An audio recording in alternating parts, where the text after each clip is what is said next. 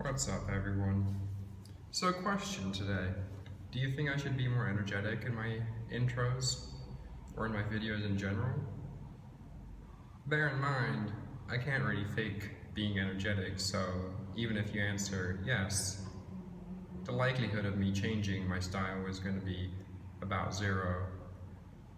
But who knows, maybe some sort of inspiration from God will come down and I'll just be, blasted with energy. The sun's rays will inspire me and, I'll be at 200% speed, 200% energy. It's going to be amazing. Or nothing will change, but we'll see. Anyway, today I continue doing kettlebells once more. Then later on in the afternoon, I'll be doing my pull-ups and push-up session, and I think I'm going to throw in some knee rehab exercises at the end, so stay tuned. Here's the same warm-up you've seen every single time, but something I do really like about this warm-up is that it starts off just very slow. You can be very lethargic about starting it. So no matter how you're feeling, you can just get straight into this. You don't have to mentally prep yourself. And that's really what the key of a warm-up is. You shouldn't be psyching yourself up to start a warm-up. And so even though I'm here with a 20-kilo kettlebell, I can start straight away, swinging it around my body as slow as I want. Then I can start speeding up. It really takes some good focus to make sure I catch the kettlebell behind my back and I don't drop it. And then, that focus helps wake me up and get me ready for the start of the workout.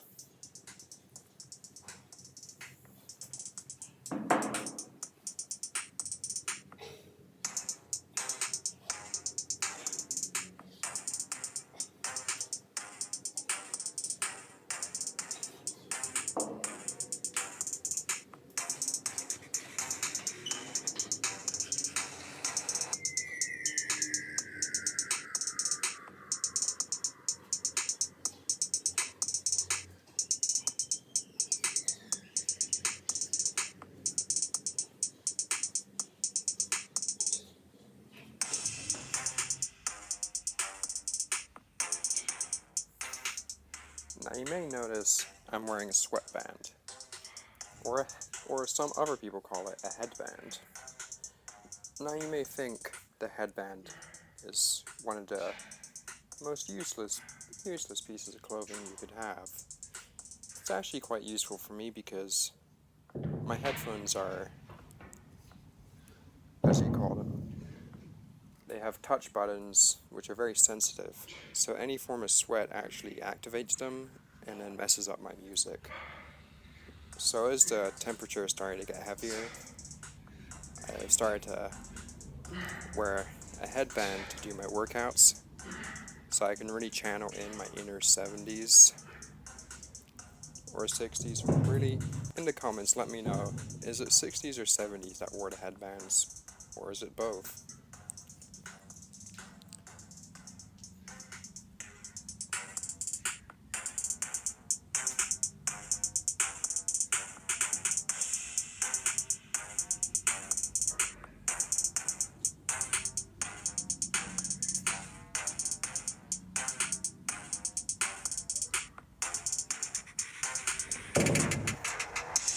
Push!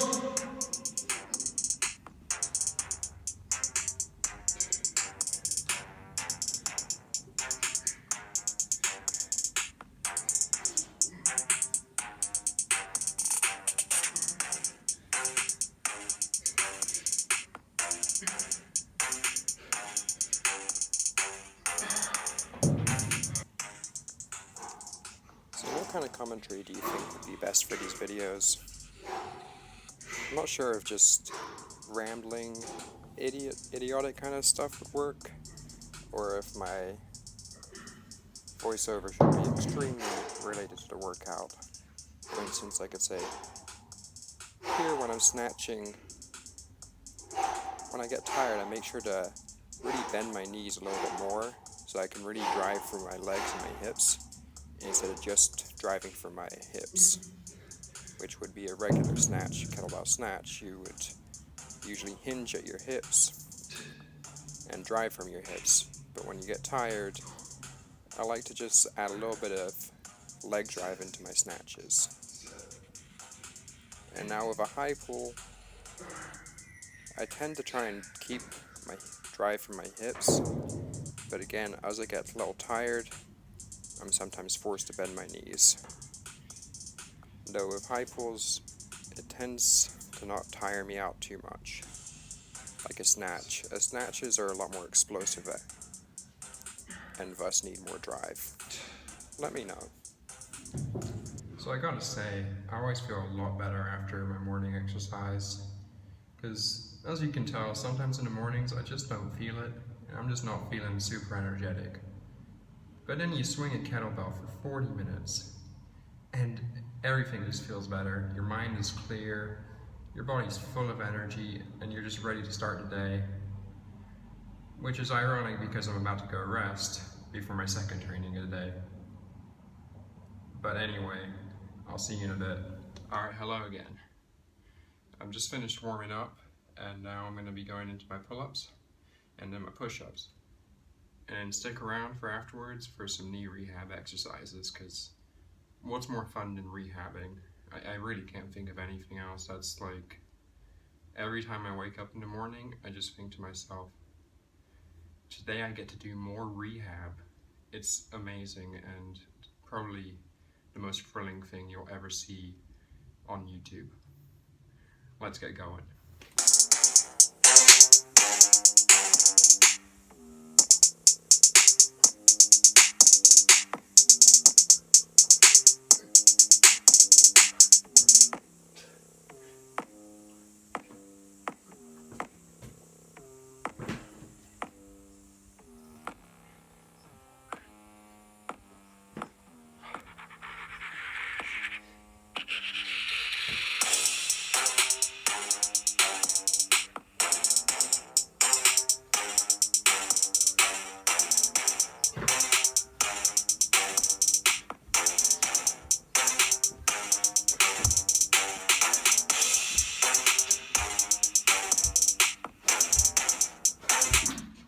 Alright, so I just finished my pull-ups and my push-ups.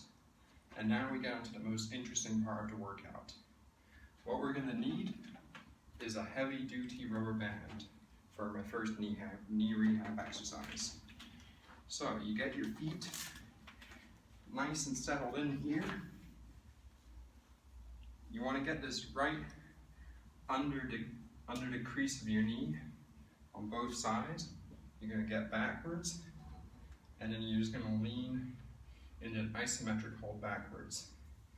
What this does is it works some of the smaller muscles around the knees that don't get a lot of attention when you're doing just regular squats. You can get as far back as you can, and then just lean backwards.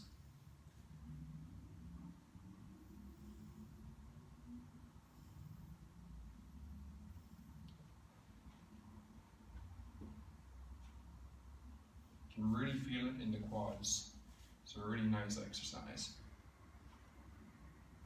Alright, so the main problem I have in my knee is that the hamstring tendon is a little bit messed up in the back of my knee, so I tend to struggle doing any form of hamstring curl. So far, I've been doing a lot of glute bridges, which has helped my knee to extend back and forth in a straight line. However, when you're doing judo, a lot of times your leg is in a position where it's twisted one way or the other in ouchi or in a kouchi.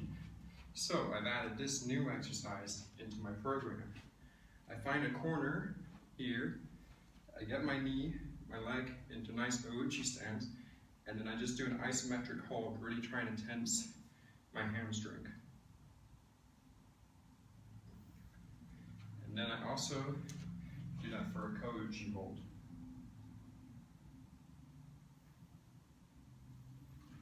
I like to do both 3 times each, doing 10-second holds each, sometimes varying the amount of bend there is in my knee. Sometimes I like my leg almost straight, and sometimes I like to really bend in.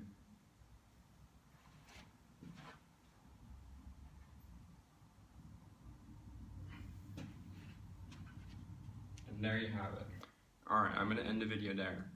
I hope you liked those 2 little knee rehab exercises that were just maybe a little bit different, something you might not have seen. And I hope you liked all of the other stuff in the video, because the video is probably going to be about 10 minutes long. And it would be nice if people did enjoy the entirety of the video, but you can't get everything in life, and I know that. So anyway, like and subscribe, and I'll see you next time.